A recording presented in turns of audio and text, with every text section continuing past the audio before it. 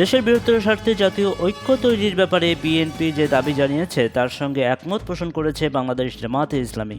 প্রধান উপদেষ্টা ডক্টর মোহাম্মদ ইউনূসের সঙ্গে বৈঠক শেষে সাংবাদিকদের সঙ্গে আলাপকালে এ কথা জানিয়েছেন জামায়াতের আমির ডক্টর শফিকুর রহমান।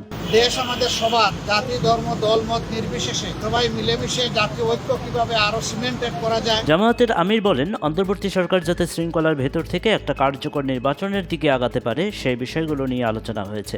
দেশ আমাদের সবার, জাতি ধর্ম দলমত নির্বিশেষে সবাই মিলে জাতীয় ঐক্য গড়া যাতে আরো শক্ত বা দৃঢ় থাকা যায়।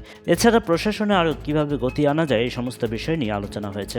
আগামীতে রমজান মাস আসছে, এটাকে সামনে রেখে অসাধু ব্যবসায়ীরা যাতে বাজারে কৃত্রিম সংকট সৃষ্টি করতে না পারেন। ডক্টর শফিকুর রহমান বলেন, বৈঠকে দ্রব্যমূল্য কিভাবে কমিয়ে আনা যায় তা নিয়ে আলোচনা হয়েছে। কারণ দ্রব্যমূল্যের ঊর্ধ্বগতির ফলে জনগণের কষ্ট হচ্ছে, মানুষের সামর্থ্যের মধ্যে দ্রব্যমূল্য কিভাবে নামিয়ে আনা যায় এসব বিষয় নিয়ে কথা হয়েছে। সামনে রমজান মাস, এই মাসকে সামনে রেখে অসাধু ব্যবসায়ীরা যাতে নিত্য পণ্যের কৃত্রিম সংকট তৈরি করতে না পারে এই সমস্ত বিষয় নিয়ে আমরা পরামর্শ করেছি। দেশের বর্তমান বিদ্যমান পরিবেশ পরিস্থিতি নিয়ে কথা বলেছি।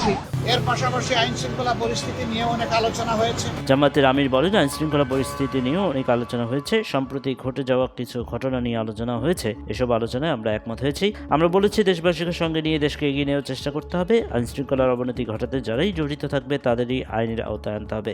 আইনের আওতায় এনে দেশকে শান্তি শৃঙ্খলা ফিরিয়ে দিতে হবে। এর জন্য প্রয়োজন জাতীয় ঐক্য। বিএনপির ঐক্য তৈরির দাবিকে আমরা স্বাগত জানিয়েছি। দেশবাসীকে সাথে নিয়েই দেশকে সামনের দিকে এগিয়ে নেওয়ার চেষ্টা করতে হবে। তিনি বলেন, দলমত ধর্ম নিয়ে ভিন্নতা থাকবেই, দেশকে নিয়ে প্রয়োজনে আমরা যাতে একমত ঐক্যবদ্ধ থাকতে পারি এই বিষয় নিয়ে প্রধান উপদেষ্টার সঙ্গে কথা বলেছি। তবে নির্বাচনের রোডম্যাপ নিয়ে বৈঠকে কোনো কথা হয়নি বলে জানান তিনি। শুধু ইসকন না, জাতীয় স্বার্থের বিরুদ্ধে যারাই যাবে তাদের ব্যাপারে পদক্ষেপ নিতে হবে। ইসকন নিয়ে এক প্রশ্নের জবাবে জামায়াতের আমির বলেন, শুধু ইসকন না, জাতীয় স্বার্থের বিরুদ্ধে যারাই যাবে তাদের বিরুদ্ধে ব্যবস্থা নেওয়ার জন্য আমরা প্রধান উপদেষ্টার সঙ্গে কথা বলেছি।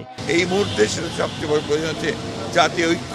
এর আগে বিএনপি মহাসচিব মির্জা ফখরুল ইসলাম আলমগীরের নেতৃত্বে দলটির প্রতিনিধিরা প্রধান উপদেষ্টার সঙ্গে দেখা করেছিলেন। সেই বৈঠকে বিএনপি জাতীয় ঐক্যের আহ্বান জানিয়েছেন।